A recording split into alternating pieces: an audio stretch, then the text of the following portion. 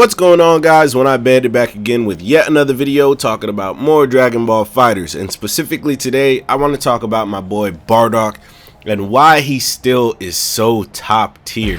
Now it's funny, I think for a lot of people, they say their main is worse than they think, because they play them so much and so they know their main's weaknesses, and I feel like the same is for me. I do think Bardock is like, you know, top 10, top 5, whatever. But if it still were personally up to me, I would literally put him at the very beginning of A tier. I think I like, that's just me, because to me he has some weaknesses that I just can't quite get over, but I'm here to talk about why he is the way he is. So let's just start it off with the tip of the iceberg. His buttons. All of his buttons are really good. And if you don't know anything about frame data, this is what we're about to talk about. So let me show you guys how to actually turn that on. Attack startup and frame data, frame advantage info right here, as well as we can do enemy info as well, but yeah, so frame data is very necessary when you're talking about characters, because this is what allows certain characters to be good or certain characters to be bad. And certain characters like Gogeta, who many love as a character, the character of Gogeta, so many people love him, but in this game he's not so good because of his buttons. His buttons are very slow and they're not very good. But when we talk about Bardock, Bardock has fast buttons and they're really good. So Bardock, 6 frame standing jab, really good. 6 frames is the standard for fighters. If you don't have a 6 frame jab, you're going to be slower than the rest of the cast. Some people like UI Goku and even Vegito, they make up for their 7 frame jabs by having just ridiculous hitboxes on them. So those characters are still really good in terms of what they have in their kit. But Bardock, he has a 6 frame jab, and not only is it 6 frames, look at the frame advantage on it. It is -3. So having a -3 jab means he's going to be extremely good at stagger pressure. And if you guys don't know what stagger pressure is, it's basically slowing down your buttons just enough so that you can possibly, you know, reset your opponent and catch them slipping, hitting a button in between. And Bardock having, again, a 6 frame jab and -3 startup on this, -3 almost means it's like non-existent damn near. So having a -3 frame advantage on this is perfect, because let's say he's going up against a UI Goku. That UI Goku, if he's not on his toes, is not going to be able to put another button in between this stagger pressure right here, which is extremely good. Even his second light, it's -5. But again, something that can still be staggered if you do pay attention.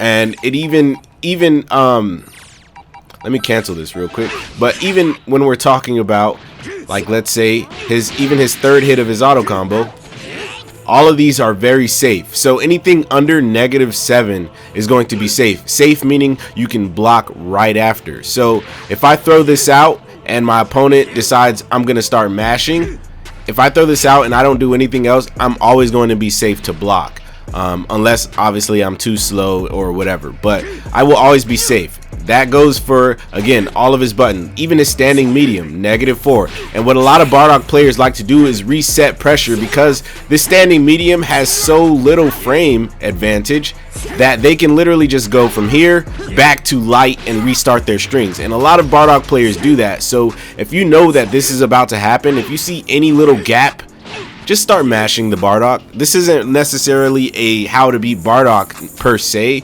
but it is showing you guys how Bardock can be really good. And again, all of his buttons are great. Even his down medium, -5.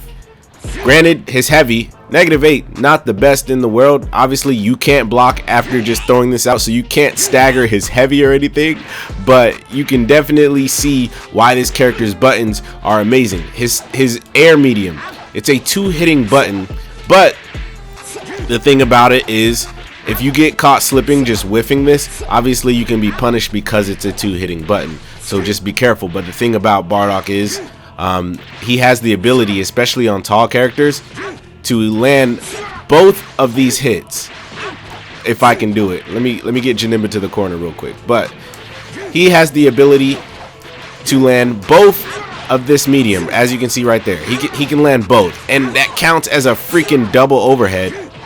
And even on a character like, let's say, Broly, you know, he can do both of these and then land the light for a triple overhead. Things like that makes this character really, really good and really annoying. But like, if we're talking about how good this character is, his buttons just they only speak for themselves. And then when we get to talking about even his special moves, again, his special moves all safe on block, every single last one of them, -5. Again, something that if the opponent's not paying attention, you can even stagger his special moves. Like, you can restart your pressure if your opponent is just not quite paying attention, which is just amazing in itself, right? Every single last one of them. This move right here, jails. This move here jails. Like, that's insane. If you don't know what jailing is, essentially what happens is when I, let's say, turn my character to change the opponent to reflect on the other side, right? So my opponent's going to reflect, and what I'm going to do here is first show you, like, let's say his lariat. If you do this and vanish, they are always going to be able to reflect.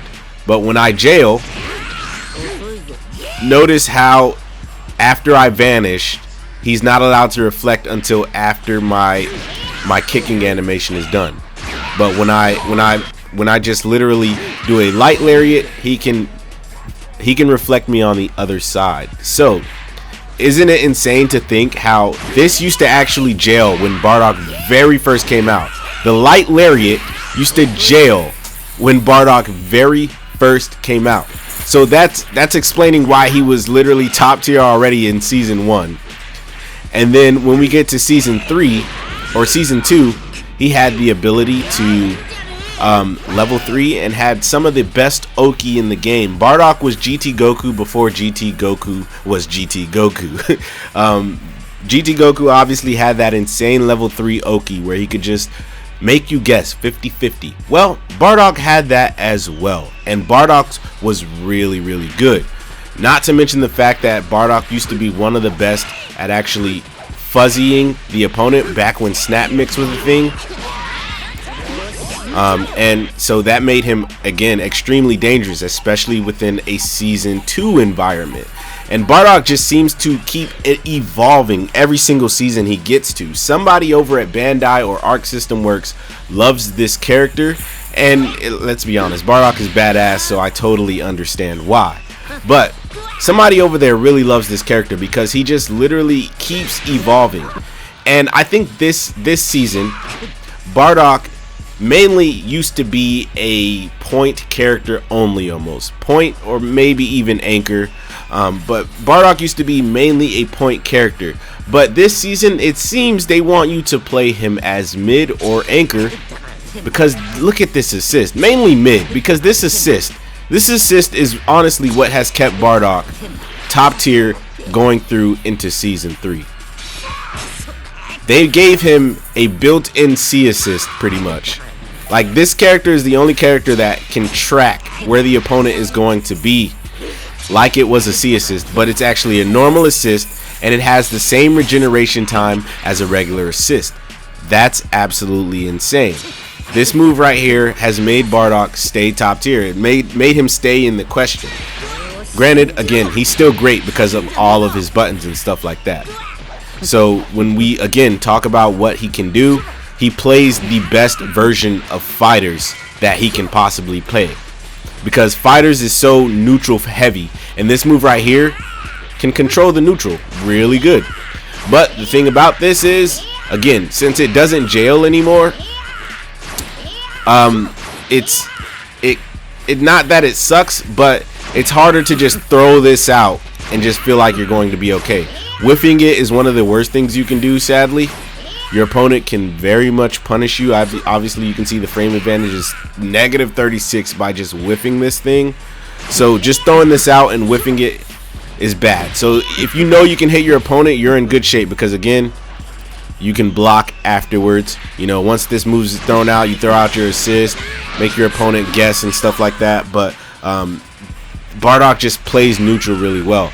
My thing about Bardock that has always bugged me is obviously he has this one singular ki blast that isn't the best thing in the world, but you know, it is what it is. If he had like a beam or something, he would continue to be broken, but he doesn't. He just has this one ki blast, and this doesn't help him against zoners like, let's say, Broly and even Frieza. Characters with better ki blast just beat out Bardock in the long run, so that's one of the only things that he's personally lacking in. But because of this move right here, he's just able to control neutral so well, like so well. And I think that is why Bardock has been top tier throughout every season, is because he just plays the perfect game of fighters. He has all of the buttons, he has many necessary tools. He is probably he's one of the most basic characters if we're keeping it a buck. But because of that, he's great. He's great. But anyways, guys, that's enough of me rambling about my boy Bardock. If you guys have any questions on this character and want me to do anything else, breaking him down or something like that, just let me know down in the comment section below. But anyways, guys, if you enjoyed this video, please like, comment, and subscribe. Please remember that God and anime are always on your side. Please come join the Bandit Army. That's all I got for you. Peace out.